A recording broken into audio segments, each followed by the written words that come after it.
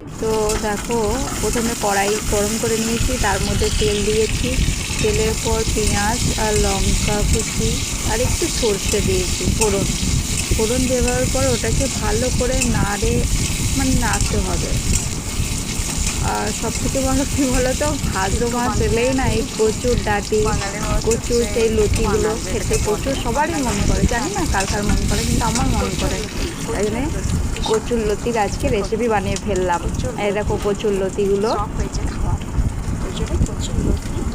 আগে আমি সেদ্ধ করে নিয়েছি, দিয়ে তার মধ্যে পেঁয়াজ, লঙ্কা, সর্ষে তেলের মধ্যে ভাজতে ভাজতে এবার আমি দেবো আদা আর রসুন বাটা। ওগুলোকে আমি আগে সব পেস্ট করে রেখে নিয়েছি। পেস্ট করে নিলে কী বলো তো, সব কাজগুলো যদি বাকি আমরা করে নিই তাহলে রাঁধতে চট করে অত বিরক্তি লাগে না। সব রেডি করে রান্না করতে না তাড়াতাড়ি হয়ে যায়।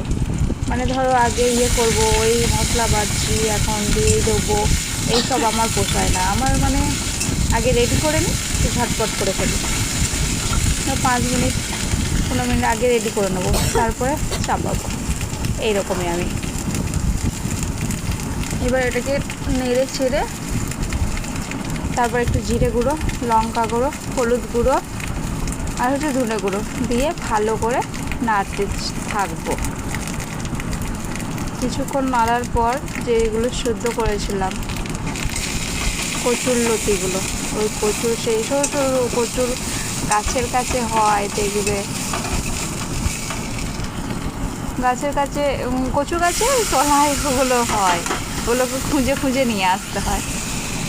অনেক জায়গায় হাটে বাজারে বিক্রি হয়, তো আমাদের এখানে অনেক জন্য তোলে।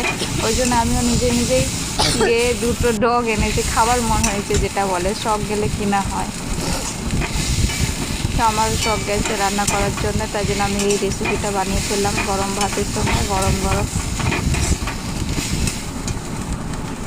একটু অনেকজনা বলে গলা চুলকোয়, তো আমি সেটা একটু তেঁতুল অ্যাড করেছিলাম।